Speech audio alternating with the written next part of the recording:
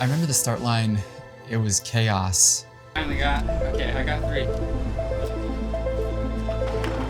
Runners encourage an amazing rendition from Marcus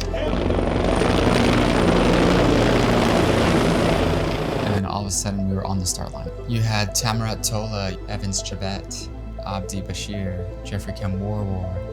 Those are big names. And then you have all of the vying American talent.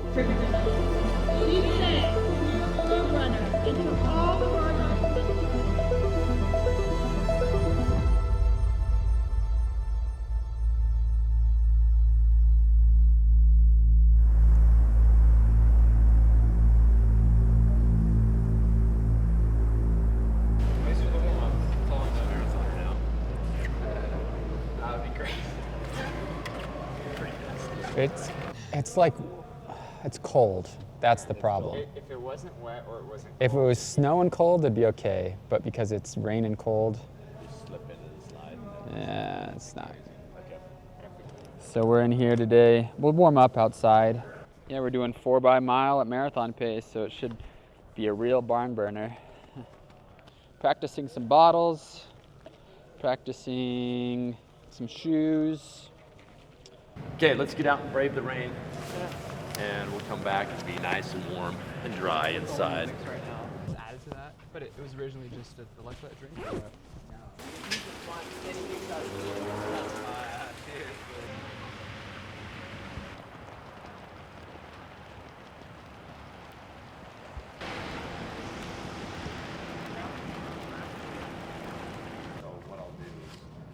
I wish we were going to be there tomorrow.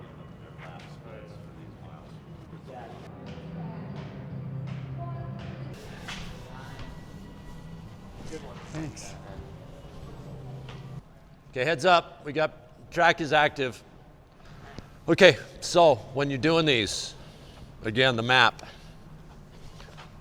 the fastest mile of the course often is the one once you hit First Ave between coming off Queensboro Bridge. So coming off just after 16, 17, 18, 19. That's when you guys are going to hit this wall of noise coming into Manhattan.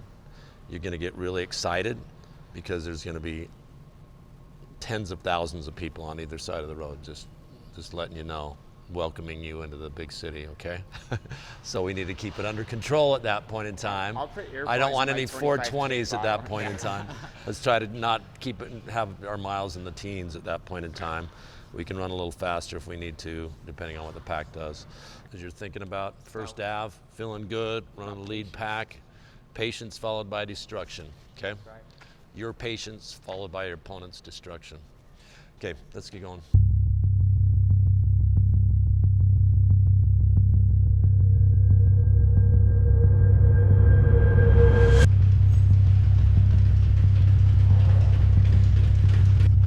$150, $152. Okay, get your bottles. Get your bottles.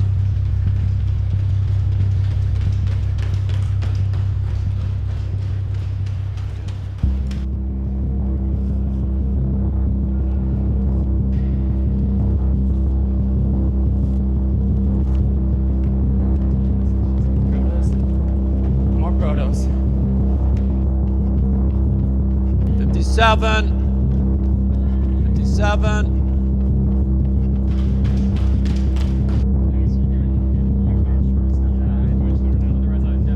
You guys are impressive on these bottles. This reminds me of the World Series. World Series last night, taking that grounder on the short hop. Good, good, good, good, good, good, good, nice. Good, good, good. One more lap. Very good, very good. Nice and relaxed. There we go. 44, 46. Beautiful. Okay. Okay. Yeah, last one, fast one does not hold up on this. I'm gonna still target 448. Just so yeah, let's just do 40, 48. Let's grab our bottles. This looks good. Ready to go.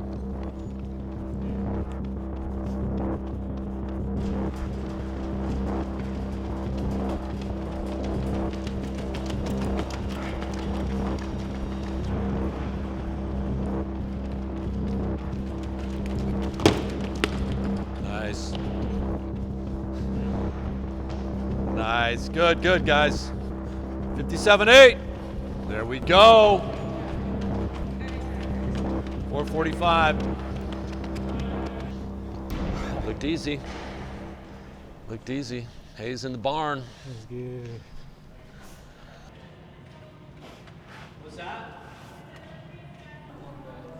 Anyway, we got off the plane, got into New York, and I called our transportation guy and I said, "Hey, what kind of transportation we got?"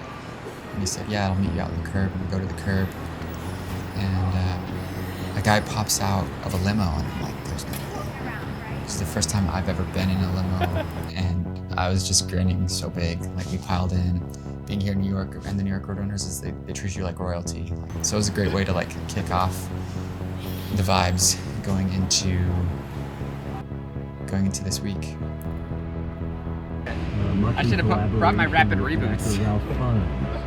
And right there. Pretty normal day in my life as a pro athlete.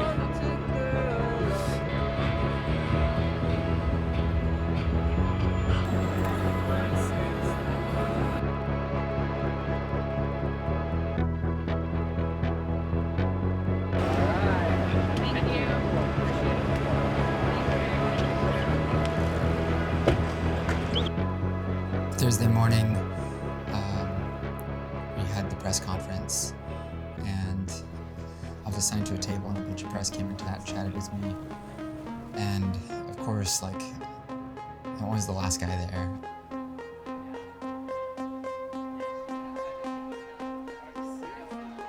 This ensemble is incredible. Thank us for that later, and we'll see you guys. What are you excited about for Sunday? Remember 2019, I came out here and I watched two of my teammates, Connor McMillan and Jared Ward, place top 10 in the New York City Marathon, and that was a big deal for me. I was racing the 5K, and I was like, wow, if I can have two of my teammates place in the top 10, I want to be here someday. And there's no bigger stage post-Olympics than to be here in New York City and to celebrate with all the other Olympians that are here. See you, dude. I'm feeling more energy because like we have strong ladies, of which like it's motivating me. So for me, I know the race will be tough. So it's only needs to set my mind to see how far I can do. And I feel like, there's no reason why I shouldn't be able to be just as fit or even better than in Paris. As long as I'm good with the Lord and good with my family, I think that's what matters most. And this game we play called marathoning is just part of the journey. And the life lessons that I learned from it also help me apply to the rest of my life and help not only me, but my family. And PS7! Have fun. Okay. yeah.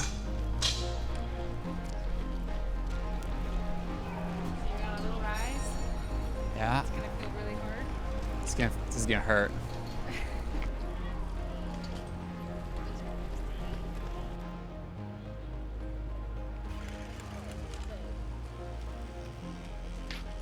We did a little shoot together with the Asics and ran through Central Park. And that's when I switched into my racing shoes and I did some testing. Lots of people out there saying hi, shouting out. You can't walk around New York during the New York City Marathon and not either see somebody you know or just be flagged down by somebody that's a big fan, and that's always fun. So thanks for all those that said hi this weekend.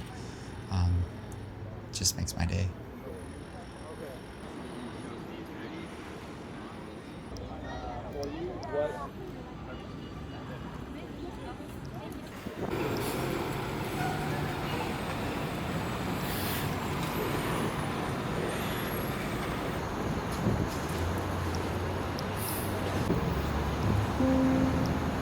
So on Friday night, the highlight was definitely Lucy and Jenna, my daughters, showing up and just seeing their wide eyes as they got into New York, like they've never been to a place like this, and gosh, they're cute. And so it was fun, just being with them that evening and kind of grounding myself a little bit and decompressing and spending time with family. And a big shout out to my in-laws that made that happen and brought them out here.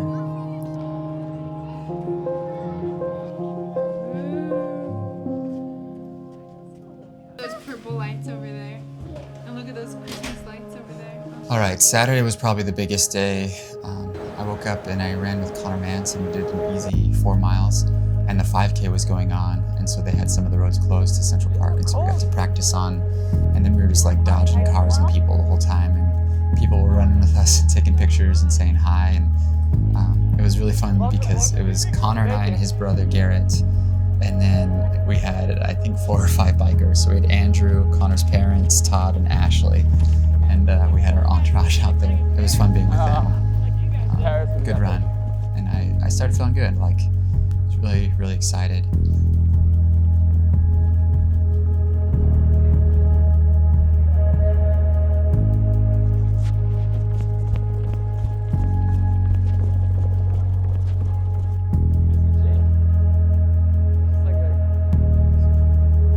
This time I don't feel like I'm an outsider. Like, oh my gosh, that's, you know, Tola or Chibet or Jeffrey Kamwar. This time I actually feel like a competitor. So we'll see if that rings true tomorrow.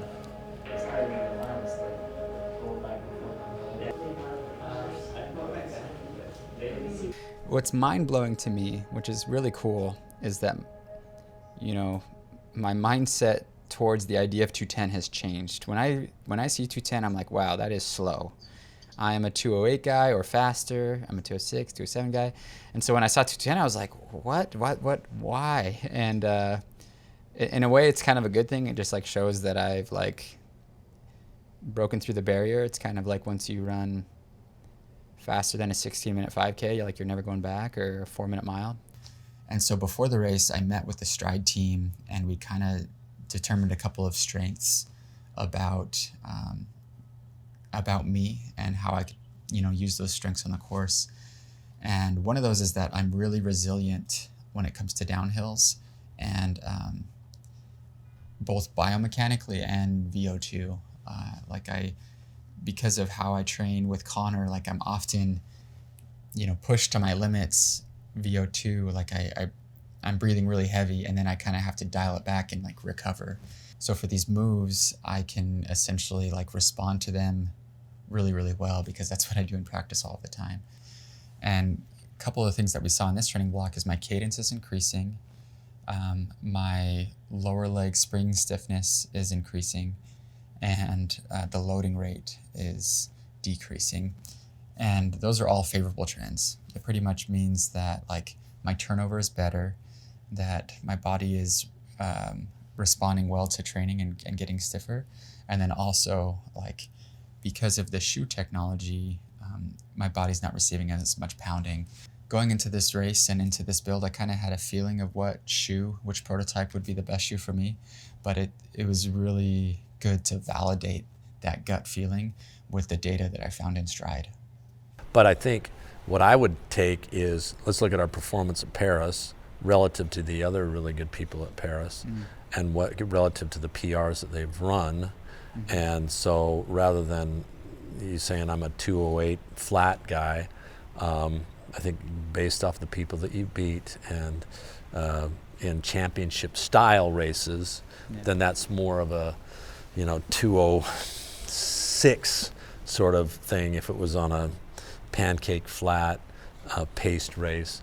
So then I think we can compare PRs with people who have run fast times on pancake flat times and say, okay, you're not the 11th seed in here in terms going off of personal best. I think you're more in the top 5. And then top 5 we can work with, right? Top 5. Way I'm looking at it, I don't think it's a race from the gun. I think it's a pack of people waiting or at least for the first half. And I think if that's the case, then I think whatever that pace is, maybe it's a 450 pace, maybe it's 455 pace, maybe it's faster, but I could see it being more on that sort of strategic, hey, first half and then bring it home, negative split the second half, which I think would be great for us. I agree. Because the longer we're in it, the more confidence we have. So, and I think the fact that you're fit and you're healthy is a good sign for that. You have this huge reservoir of fitness right now, so let's just tap into that reservoir of fitness, be confident, be grateful. Know you have a lot of people cheering for you, and let's get the job done. Yeah. Thanks for that confidence. I think confidence has been always the biggest battle when training with Connor. and I've been able to manage it really, really well. But it's always like, okay, Yeah. yeah, how do I play my mind around this one, right? And, Well, I think yeah. you each have your own way of. For Connor, he needs the confidence of blowing workouts out of the water and maybe doing a little better each time, so to inspire him to run a little faster each time. And with you, I think the confidence comes from getting the work in and being healthy, and then knowing, hey, I survived another round of this, and I'm healthy. So, come race day, you can close the gap not just on Connor, but on the rest of the field, and hopefully Connor's doing the same, with his prep, with his race. There's really nobody that's out of your, that's a standard deviation ahead of you in this. So we just go, have that killer instinct and go for it. The killer instinct. Destroy. Destroy. Yeah. Let's see, deploy, enjoy, and destroy. Words of Coach Eystone. There we go. Peace. Then don't forget the fun portion. Yes. Roll fast, roll true, roll fun. Real fun. We're T-minus, 14 hours? Something like that. So, about to head to bed and attempt to sleep. We've banked a lot of sleep, so it should be okay. It was good vibes. Had a meeting with Coach, and he was able to pep talk me a little bit. I'm not gonna lie, I've been a little bit nervous about this race, and I've been anxious to know where my fitness is, but I think Connor and Coach kind of have been really good at motivating me and keeping my head in the game, and I just got to last 14 more hours till the gun goes off, more or less.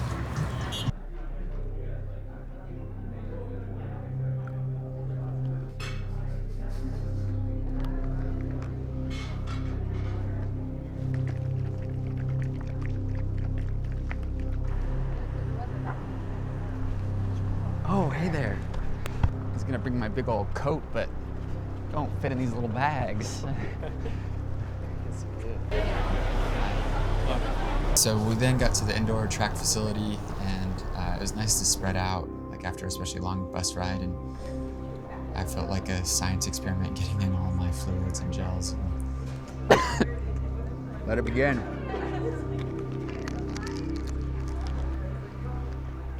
Then we started warming up. Easy goes, but it was a good warm up.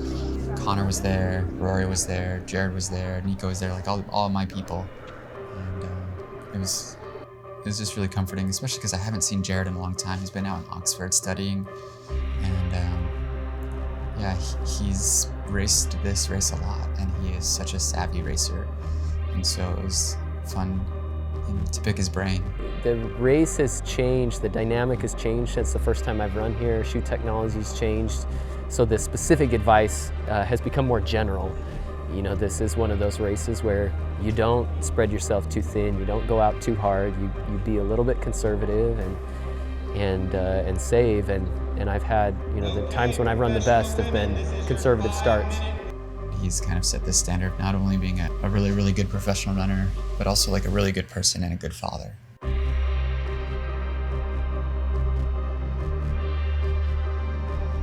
And there's Connor and Clayton, who, again, we say it all as one word, Connor and Clayton. Yeah. But they're two guys, two separate guys, Connor Mance, Clayton Young, even though they've been tied to the hip for about the last 14 months. They go hand in hand everywhere, and they want to be up front, that's for sure. Coached by the great Ed Eystone, they got ready for their race. And it should be noted that Tamara Tola, we saw Cam Warrer and we saw Evans Chebet, two guys that scratched out last year, and that's why Tola was in the field. 7 Olympic medalists, 14 Paralympic medalists. That means it's a really good field, it's a really deep field, and quite frankly, I do not want to tangle with them. I don't know about you guys.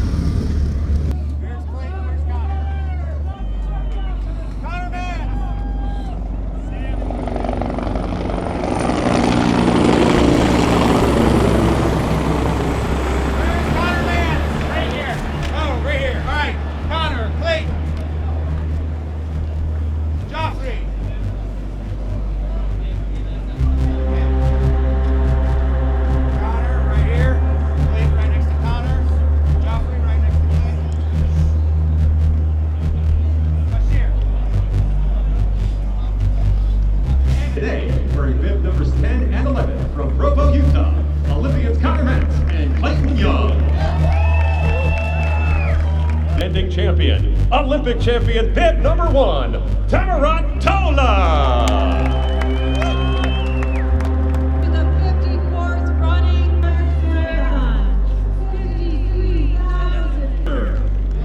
Please welcome Deputy Mayor of New York, Meera Joshi. And we could say, oh, this guy will win, but this guy could win, but then that guy could win. Yep. Abu Kipchumba's out there, Bashir Abdi, 3 Americans. CJ Albertson's running his 4th marathon. Here we go. Quiet so they can hear the starter's pistol. And now they go in earnest. And everybody's got a wonderful plan that they've made in the days before this thing, how they'd like to go, how it would lay out. And then, of course, none of it ever happens that way. Elite field of 20 or 25 go to take off that start. Connor Mantz and Clayton Young, we heard that story, we saw that story.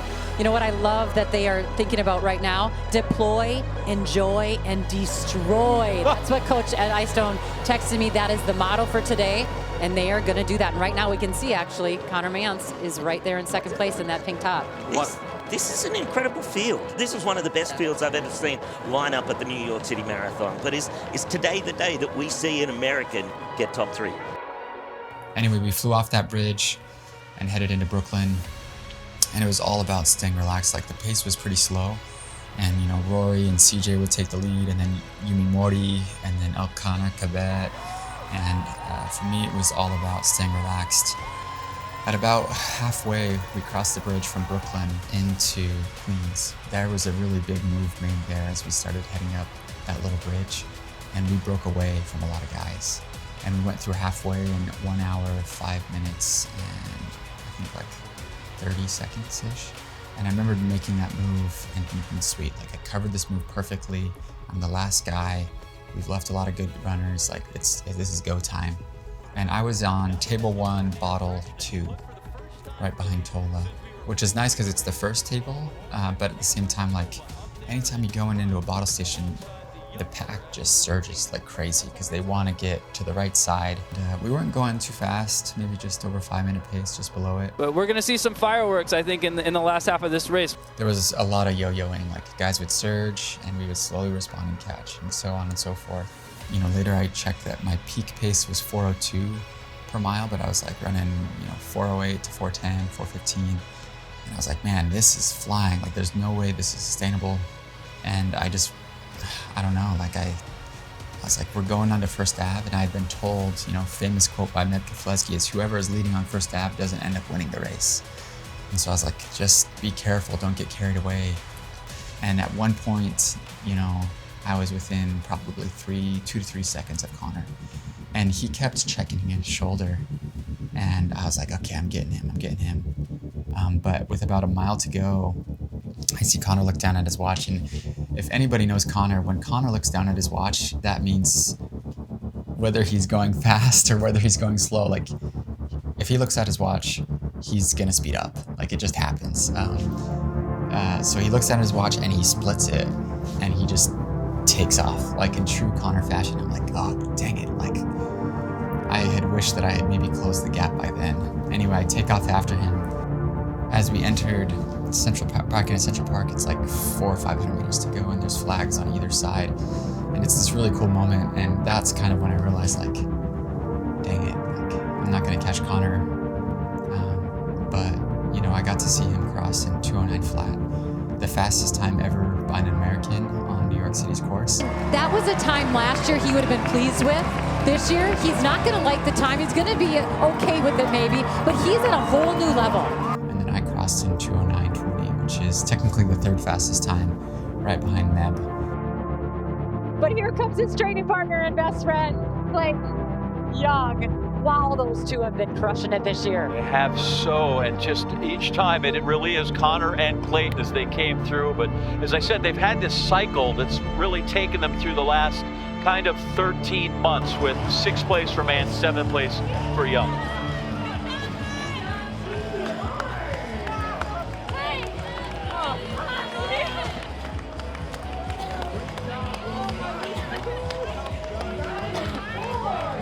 Get this rock.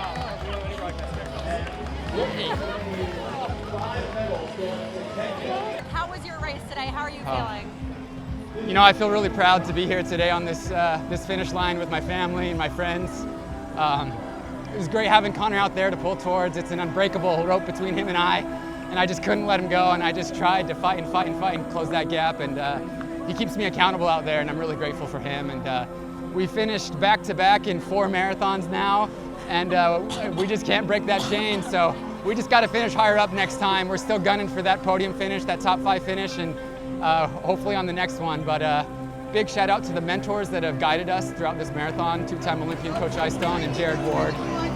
They have been legendary in guiding us through this marathon experience, not only this marathon, but the previous ones, and there's bigger ones to come. Is there some rest in the near future for you guys? About dang time, yes. I think we're both going to take at least a week or 2 off, maybe more, if we can have Coach rein us in enough and us not get too antsy, but definitely some well-needed rest to enjoy the holidays, and then you better believe that we want back at it. 209, we gotta go faster. Just wanted to give a big shout out to Stride. You know, they've been a great tool to not only help me evaluate my training and my recovery, but also what shoe I was racing on race day and the strengths that I had on race day. And big thank you to them for believing in content like this that can share that journey and that story. So looking back at 2024 as a whole, what kind of grade are you giving yourself?